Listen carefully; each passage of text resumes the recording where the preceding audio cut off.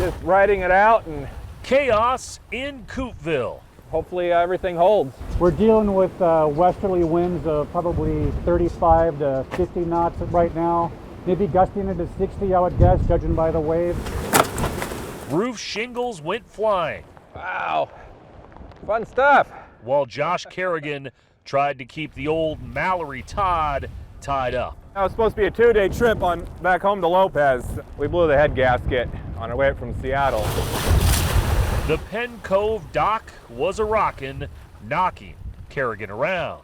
Normally we'd be in a more protected area when the storms are blowing through. Can't choose it, I guess. Just make the best of it. 2 other ships were cast adrift by the November storm as Mother Nature did a number on the town. I would say on a scale of 1 to 10, we're at a 10. As Bill Seitz says, a spectacular performance. As long as you weren't in the middle of it. Yeah, it's an S show. Yeah, can you say that? At least it's hitting the bow. While it may not be an all-timer, in this spot, they'll remember this day when the wind whipped Whidbey Island. When a firefighter had died in the line of duty, paying the supreme sacrifice, it was the mournful toll of the bell that solemnly announced a comrade's passing. Never forget what they did here. One of our firefighters petitioned Ground Zero, applied for a piece of steel, and we were accepted. And then a group of 4 drove nonstop back to New York, picked it up, brought it here to Gig Harbor. The piece of steel that's here, it's an actual piece of steel from the collapsed trade towers that they were able to bring back here and put into this memorial garden. When I'm working on the steel, to be able to do it, I had to think of it as just steel. But in the back of my mind, I knew what a privilege to be allowed to do that. I retired from the department 3 weeks ago after 38 years. It's probably the highlight of everything I've done here in District 5. It's cold, but it makes me think of all the people that were lost that day. The people that woke up expecting to do other things that evening that never happened. I think of the officers and the firefighters that got up that morning and they were expecting to go to work and come home that night and celebrate birthdays and go to bed beside their spouse and tuck their kids in or read their kids goodnight stories, and they weren't able to do that. And I'm grateful that there are people out there that are willing to do that. Vegas is known for creating fake history, whether it be a Roman Empire or old Parisian cafe. Gotta get my tickets. 5, But tonight, 3, 2, 1. Paul Buxton wrote a real chapter. Into the arena, here we go. One a decade in the making. Man, we did it. Man, this is crazy. You deserve it. You've been there from the day one. It's crazy. He and John Barr have been carrying a torch for longtime hockey fans. Love seeing all the signs. First cracks. And so many milestones on the way. Yeah. You know, you don't realize, oh, this is another milestone. The 2 friends came here 4 years ago on the Knights' opening night, pushing the Western Washington fan story. Barr runs a website called NHL to Seattle. Getting teary-eyed all day just with the moment, right? It's just an insane, once-in-a-lifetime opportunity. Literally, my dream is coming true tonight. They stood here in the same spot as the Kraken hit the ice for the first time. Here we go. Let's go, let me tell you, this is 10 years in the making right here. It is the I was there moment.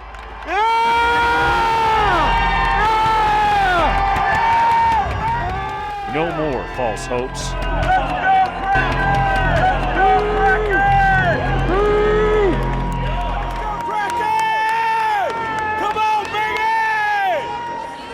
gravy.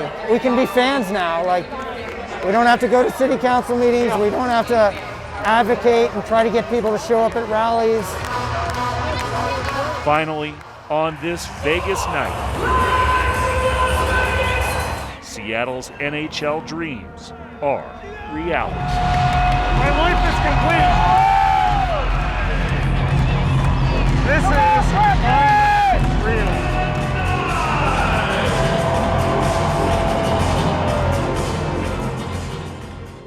Here are some more of the folks who are out here. As you can see, there's a dog. We've seen kids out here before today, but we have not had any violence until we saw this group bust through the gate here, and now they're leaving. At least some of them, but I can still see a good dozen plus up at the front door of the mansion. Again, the governor was here at the time of this breach, but he is in a, quote, safe location now, is what they told us. And I think we saw his SUV leaving at the time that I was being told that, but they would not confirm if he's left the property, but they claim he's safe and he was here at the time. Drew, did they So make again, any law mention? enforcement was- Did they make any mention some of whether folks here. his wife was with him?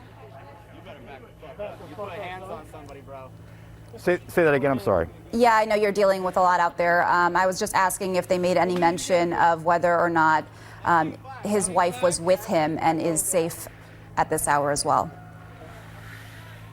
Yeah, I'm not sure if his wife was in there at the time, but we know that he is in a safe location. That's all that we would tell him. But his wife Trudy does live here with him, so you would make that assumption this year for sure.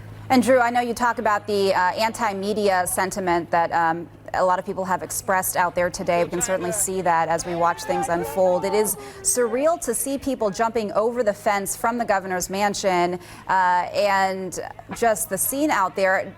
I know you asked someone earlier on live television, I was listening to you ask, are they telling you to get out of there? I don't see any police here from my vantage point, so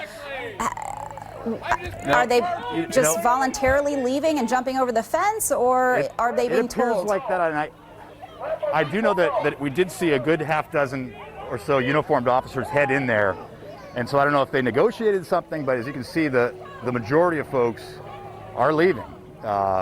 And I don't know, we can't see if any damage was done to the building other than this gate, but okay, I'm starting to see some law I have not seen anyone yet enforcement leaving in. Yeah, and I don't know if you can see them, Drew, but you can see that they have These helmets on and are outside the fence. Yes, these are some of the folks that were arriving just as we came on the air, and it looks like they are sweeping a good number of the folks off the property. I see people leaving, and no one appears to be in custody. On a hot day, it's nice to have a life preserver. It's better than trying to be inside and keep the kids cool. Or even a rowboat. Perfect for the season. That's her name. Rowboat from Louisiana. Enjoying the western heat. The West Coast heat. It's not like home. Rowboat went gently down the stream of the Kent Spray Park in an attempt to water down the rising mercury. We'll turn into chicken if we stay out here. We're gonna be roasted. Other families made a run for the air-conditioned confines of the movie theater on this memorable marquee day. The streets in Kent were empty because so many people tried to find a cool breeze, including future weather reporter 8-year-old Harmony. It is hot today. Really, really hot. So you guys need to get in your houses, turn on the fan, and make sure you be nice and cold. She and her family went to Kent's biggest city-sponsored cooling shelter. I don't even know how to ice skate, but I'm gonna learn. Marte Harris had one way to describe it all. The heat's it's not cool. Everybody's like, you're from Louisiana, you should be used to it. Boat, like many others, has had enough of the rising tide of temperatures and is ready for the Fahrenheit to sink. I'm hoping it doesn't last long. Many dream of one day owning a home with a view like this. We've got our chicken coop and then some apple trees. But a water-filled yard took Sherry's Kevin by surprise. Plenty of ducks and geese are enjoying the backyard at the moment.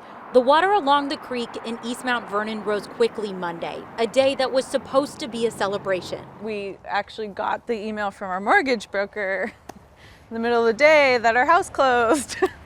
And so, yeah, it was lots of ups and downs, and it was really 3 a.m. this morning that I made the call that we needed to get out of here. So the water came up to about right up to the siding here. And Sheris and her husband left their 3-acre property behind, a place family helped rent and renovate into their dream home. The heartbreak in this is that the only reason we were able to afford buying a house, because this is our first home, was because we lost my father-in-law a year ago. And he left us inheritance that allowed us to do this. The next morning, their house was okay. Their garage was flooded and the rest of the property underwater. Ooh, it's cold. Leaving a backyard to survey. Oh my gosh, there's a salmon. From historic flooding that had Sheris' husband, Tony, relieved flood insurance was required to purchase their home next to the wetlands. Assuming that flood insurance is going to do what it's supposed to do, I think we're going to be really grateful that we have it. With the water on its way out, they wait to see the full extent of the damage, saying right now emotions come in waves. This kind of took the wind out of our sails a bit, but again, the house is intact. We're safe. What more can you really do? You can't really do much when it's Mother Nature. All I heard was like, oh, like everything's on fire. The memory of Monday morning's fire in White Center is still fresh. So like when I got here, it was at the boxing gym, and I just watched it keep on coming all the way down. Almost as quickly as the fire burned, I'm gonna cut your right. businesses were met with the rush to clear things out. Inspectors Tuesday afternoon red-tagged the building, worried the roof could collapse at any moment. We can start going around and getting some people asking about boxes. Filled with thousands of products from Mexico, Wasn't supposed to cry. But yeah, it's sad. inspectors gave Magali Reyes 1 hour to clear out her family's store, La Típica Oaxaqueña. Help the neighbors. She says it only took minutes for the community to show up. I told them I had an hour and they're like 1 hour, okay. And I turned around and everybody's here and I'm like, oh, that was really quick. The handcrafted items quickly covered the sidewalk. It's pretty much a pop-up sale right now. Safe from a possible roof collapse and a welcome sight for shoppers. The individual ones are $1.50, the big ones are $2. Many looking for ways to help. Well, actually, can you make it $3.50? $3.50? Yeah, because the rest is a donation. Oh, thank you. Magali says almost every neighboring business came by to help. Thank you so much. Many who faced far greater damage.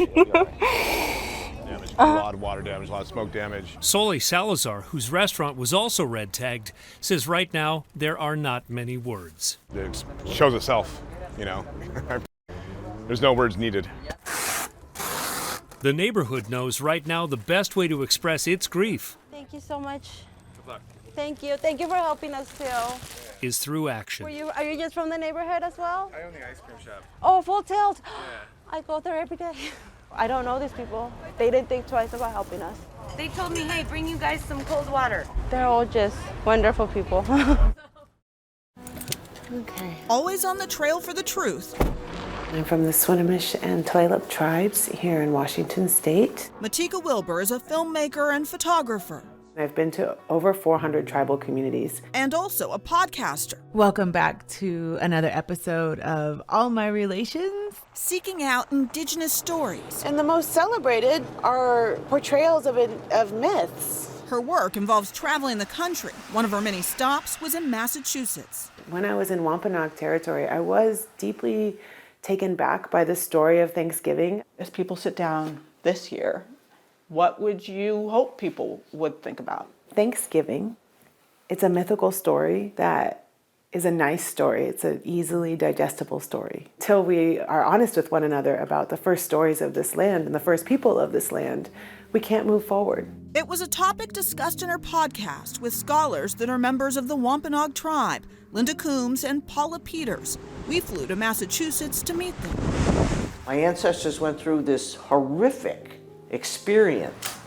It makes me angry my ancestors were treated so badly, but there's a certain amount of satisfaction that comes from being able to bring the story out. Peters was photographed by Wilbur. It's one of the nicer pictures that's ever been taken of me. The vibrance of Wampanoag culture is undeniable at Peters' store in Mashpee, Massachusetts. Pasik, Nis, Nash. Do you like learning the language? Yeah. Here, she teaches her children their ancestors' true history. I think it's really important to look back, especially around this 400th anniversary. According to historians, in the 17th century, pilgrims broke away from the Church of England for religious reasons. They went to Holland, where they were free to practice their religion.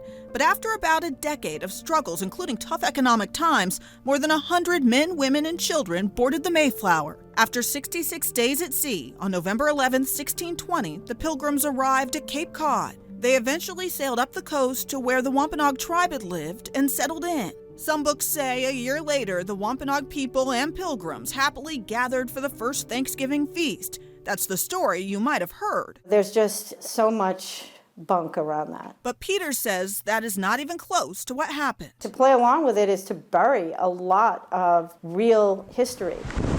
A history you won't find on display here at Plymouth Rock. Plymouth Rock, it's supposed to symbolize where the Pilgrims stepped off the Mayflower when they landed. This myth around the Plymouth colony that stamped right on the rock, 1620, that's when everything begins. Like that there was nothing that happened before or after. When it comes to Thanksgiving, Peters and Coombs are trying to separate fact from fiction. And that's what they want here too, at the Mashpee Wampanoag Museum, where you can see reenactments like when the European traders were around a century before the Pilgrims came. There were ships coming over to this coast here since 1524. And what happened over the next 100 years set in motion a series of tragic events that would devastate the Wampanoag population. There was a huge plague that swept through, came from European fishermen. What they call the Great Dying. There wouldn't even have been this space for the Plymouth Village if all of those people had not been wiped out by a plague. The backstory also involves violent encounters with Europeans capturing Wampanoag people. People were sold into slavery in England or in Spain. So when the Pilgrims arrive, Massasoit, a Wampanoag leader, had to carefully consider what to do. Massasoit decided to form an alliance with the English. It was more a strategic decision. It was not something that he was doing really out of the kindness of his heart. They had weapons that we didn't have, guns, and he's thinking of protecting his people. To say that we were making friends is it's ridiculous. And it dishonors history. And when it comes to the history behind the first Thanksgiving, it doesn't say the Pilgrims invited the Indians. It just says that Massasoit showed up. It showed up with 100 warriors. They came because they heard the sound of muskets. But it was certainly not, oh, let's invite our Wampanoag neighbors to our harvest dinner. What happens afterwards? It's all really tragic. You have to do something with the people that are already there. And if you're not going to kill them outright, which is a method that was used, then you do all these other things like Christianize them, educate them, try to make them like you. Over time, the Thanksgiving lore has rendered Indigenous people almost invisible. There's a distinct memory that I have of being a second grader in school. The story was told by the teacher, and one of the other students said, "What happened to all the Indians?" And the teacher said, "Oh, they all died of a plague." And I had to raise my hand and say, no, they didn't, because I'm still here. I think it's ludicrous, because we've been disregarded and treated like our part in this history doesn't matter, like it or not like it. The history is what it is. And they came and took our land in order to start a colony here, and that's just the truth of it. It's time to bring out these stories of truth about Indigenous people that are really important. That is exactly the mission Matika Wilbur is on. It's very uncomfortable to think about what happened in the settlement of America. I believe that our humanity encourages us to get to know one another. And to me, that's how we break down some of these barriers and we overcome some of these stereotypes, is by being in good relationship with people that look different than us.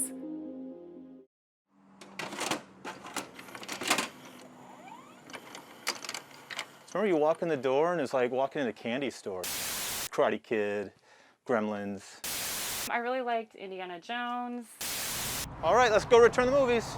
Billy and Olivia Thompson miss the old days, which is why they're going back to the future. Scooby-Doo is my favorite show or movie. The golden age of video gave us the VCR, which eventually gave way to the DVD, which is now besieged by...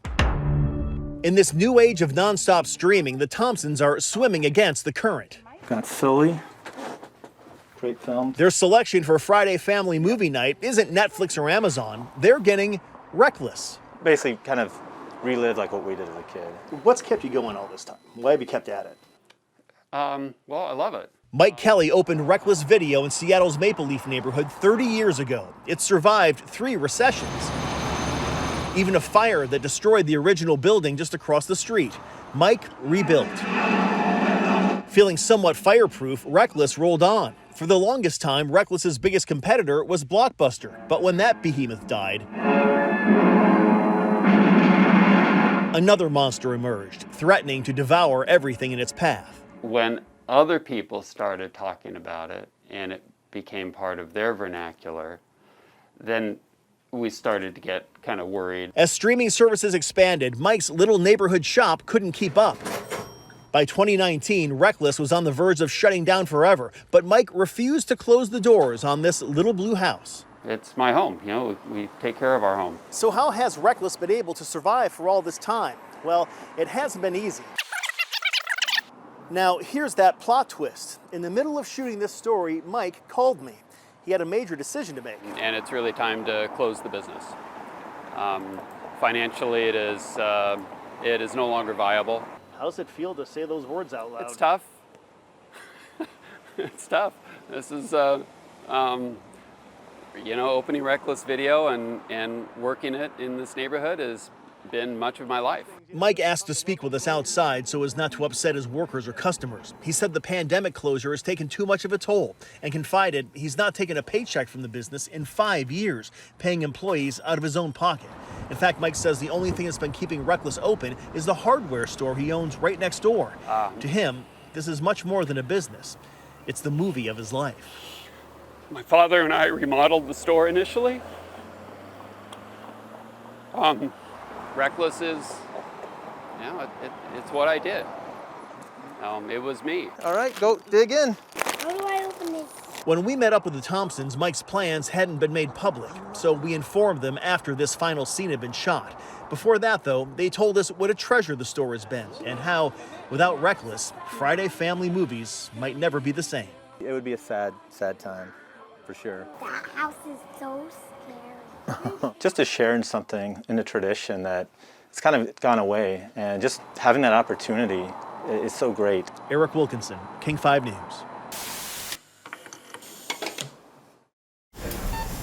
The UW Medicine Montlake campus is quieter than it was at the height of the pandemic. Staff are catching their breath after the storm. And in room 6208, Jenny Aguilar could be the primary patient, reminding them why they worked so hard. I'm so pumped. I told you that we were going to make us come back somehow. Yes, Mr. Nell. Aguilar, a 32-year-old mother of 5 who lives in Reno, thinks she caught COVID on Christmas. They took me right away to urgent care, and from there, I don't know what happened. And I woke up the next day here in Seattle. Doctors flew her from Reno to Harborview in early January, and later rushed her to the Montlake campus as her condition worsened. Jenny was one of the sickest that we took care of. It was so bad, her lungs failed, then her heart. Her family prepared for the worst. Every day I was thinking about my kids. Aguilar's care team made a Hail Mary move, one last attempt to save her life. So think of it like the pump is acting like your heart and pumping the blood through the machine. It's called ECMO, and it takes over for a patient's heart and lungs, mechanically circulating blood and replenishing it with oxygen outside the body. It gives damaged organs a break, and doctors extra precious time. We thought, let's just try it and see if it'll work. It did. Aguilar began a slow, shaky recovery.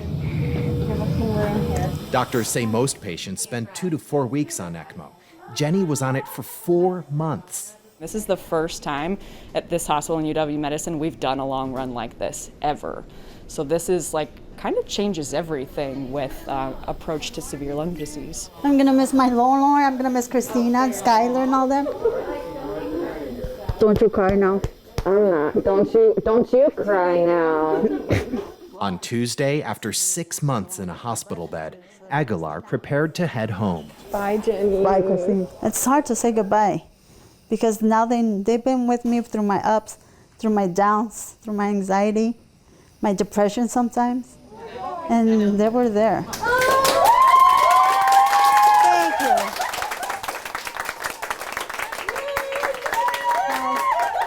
I love you. Thank you. The team that never gave up wanted her to know what she meant to them. You're the best, Jenny. You're the best, Bets. You're the best. She gave them hope. Bye, sweetheart. Bye. Just gonna brush your hair now. They gave her life. There's still the what ifs again, but I think I'm ready for the challenge. Ted Land, King 5 News.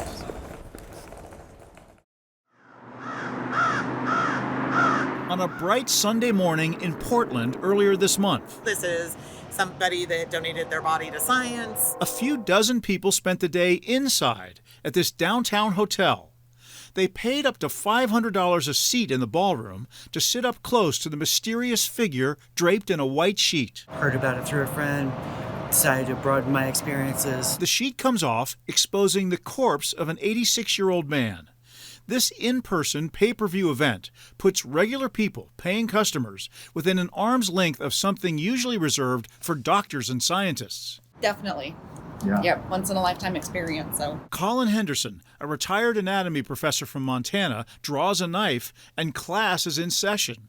Over the next 3 hours, our hidden camera records the dissection and removal of various body parts, all much too graphic for TV. it's a totally different experience to see the human body in person like that. At times, the professor encourages attendees to don rubber gloves and file by to poke and prod the body. It's very educational. They was very respectful to, the person that donated their body. They're not, doing anything that I would, if it was my own family member, that I would be upset about. So I think it's very well done. This autopsy was part of the Oddities and Curiosities Expo weekend in Portland, and not everyone is a fan. I was appalled, worried, and very concerned. Kimberly DeLeo, Multnomah County's chief medical death investigator, got a tip about the cadaver lab just like we did from a viewer. She got the event canceled with a call to one hotel. They were initially told that the event was for medical equipment training, and once they found out and discovered the website, she immediately canceled the event. But it moved to the Waterfront Marriott, which refused to cancel, according to DeLeo. Hosting an event in a pay-per-view manner for a body donor who likely didn't consent to this is completely immoral and unethical. In a statement, the general manager for the Portland Waterfront Marriott said, "We follow detailed protocols to protect safety and comply with applicable laws." He said the company is looking into the matter, but we do not discuss details of guests or groups. Professor Henderson referred our questions to the show's organizer, this man.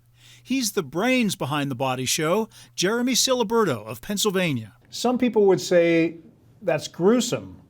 Why are you doing it? Death as a topic across America has been such tremendously stigmatized. We have our professional staff guiding the students through whether it's the musculature on the arms, whether it's the internal organs, whether it's the brain, whether it's the limbs. We just explore the body, and it gives a completely brand new perspective. Imagine learning from a real human cadaver. Siliberto is a TikTok host with 1 million followers, an amateur filmmaker and artist whose works are crafted with replica human bones. From big catacomb walls to simply a single skull wall mount. Just ballpark for me what you pay for a human cadaver for this kind of class. Yeah, we pay. This is not a profitable event by any means. Yeah, I mean, but just generally, how much does that cadaver cost you for an event like that? That's something in the invoices with the cadaver lab. That's something. Is it north or south of $10,000? North. It's yeah. And here's the body broker. Siliberto says he purchased cadavers from Las Vegas-based MedEd Labs, a for-profit company that tells donors or their families that their bodies will be used for medical research and education. Is this really for science, or is this for a public curiosity? No, this was for science. Like I mentioned, Jeremy, I want to be crystal clear about this point. Did that man or his family know that he would be part of an event where tickets were sold to the public and he would be on public view? Did he know that? yes, that was in the contract. Can you guarantee they had knowledge that he knew that his body would be used in this way? I can guarantee that he knew his body would be used for medical education. In later emails, Siliberto said it was up to the lab to obtain that consent. MedEd Labs has not returned our calls, but told the medical examiner this. Their supervisor was unaware of the deceased being used for this event. That would mean that the man on the autopsy table or his family didn't know he would end up here. Our photojournalist noticed a medical-type bracelet on the man's wrist with the name David Saunders. We searched this national database of death records and online obituaries, but couldn't find an 86-year-old David Saunders who died recently. We've also been unable to confirm that the information on that medical bracelet is in fact the man's name. The medical examiner is also trying to confirm the man's identity and speak to his next of kin. I think that we need to take a look to see if this does not violate a current law. We need to have a law in place where this doesn't happen again. But when we interviewed Siliberto, he planned to bring live autopsies to more paying customers. We're looking at more locations across the United States in 2022 because it allows the students to explore the body in a much more intimate way. Unity, perseverance, could do anything to us and we're still going to be here. Today is the unofficial day of remembrance and recognition for what has happened in the boarding schools. People here are remembering the stories of lost loved ones. Makes me grateful today I'm here compared to all the ones that were taken. Stories of Indigenous children stolen from their families, forced into government-run boarding schools. I had that haircut too. Matilda Sampson, a grandmother and community leader, survived one of those schools. We met her here at Fort Spokane, a former Indigenous boarding school. Everything was taken from me. Native boarding schools were created by the U.S. and Canadian governments in the late 1800s. The goal, according to the Department of Interior, forcibly relocating the children to schools where their identities, languages, and beliefs were to be forcibly suppressed. I wasn't used to wearing uniform clothes and not allowed to talk our language or tell our stories. There are accounts of physical and psychological abuse at these schools. Matilda, a member of a Canadian tribe called the Adam Lake Band, attended Kamloops Indian Residential School in British Columbia in the early 1970s. They always said there was children buried behind the school. The tragic hidden truth of some Native American boarding schools. More than 1,000 bodies found in mass graves at schools in Canada. Seeing the headlines about the mass graves found at her old boarding school last summer brought Matilda back. When I first saw it, I was like, I couldn't believe it. It was so heartbreaking. I have a lot of hurt. Had a lot of hate.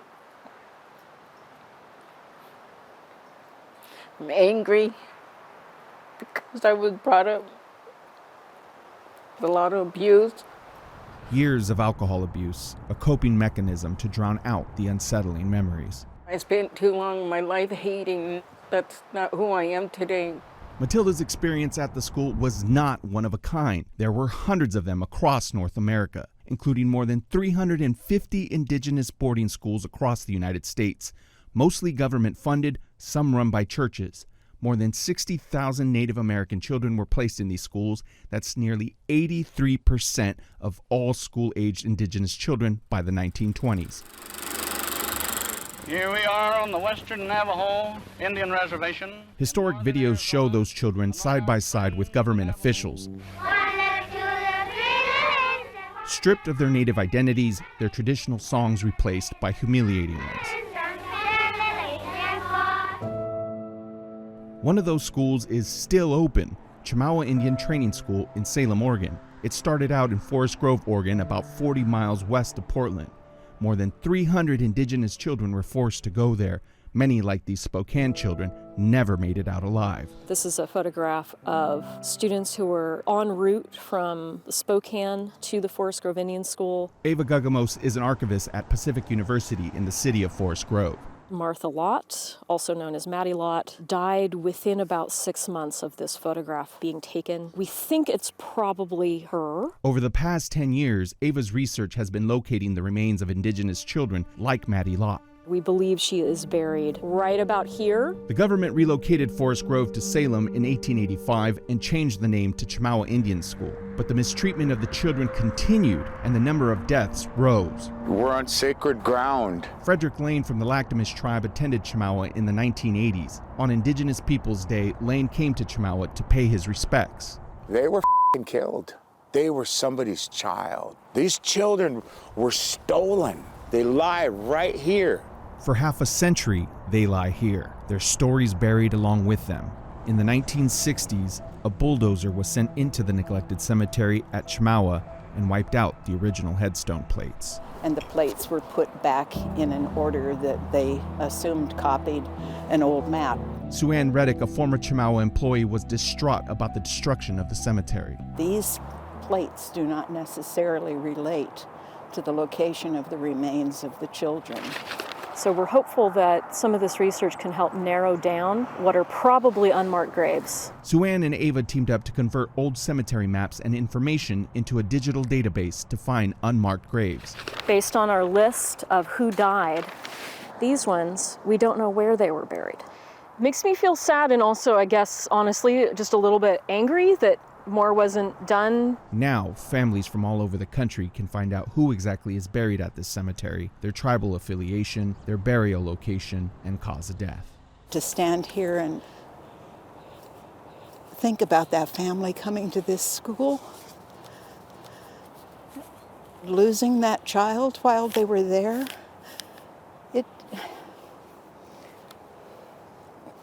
there aren't any words for it. It's a kind of pain that only parents who have lost their children can understand. You just wish somehow you could comfort somebody, and maybe that is the whole purpose of the work that Ava and I are doing. We reached out to school officials to ask about Chemawa's history. They referred us to the Bureau of Indian Education, which did not respond. I guess it's bittersweet with the sad history of Chemawa Indian School. Lane says the Chemawa of today has evolved into a refuge for young Native Americans. Chemawa has enlightened my ability to move forward as an Indigenous person. Today, Indigenous students learn their culture and history here. The cemetery, a reminder of what the children who came before them endured. They have no voice, but their voice is right here, right now, through the good work that we're trying to do to protect Chemawa Indian School. I've been sober 30 years now. Today, Matilda Sampson has found strength in her recovery and healing from a past no longer buried. I just want to do the best I can with what I have and share it with others. But now I just got to keep moving forward. Can't keep that hate in me, because if I do, then they win.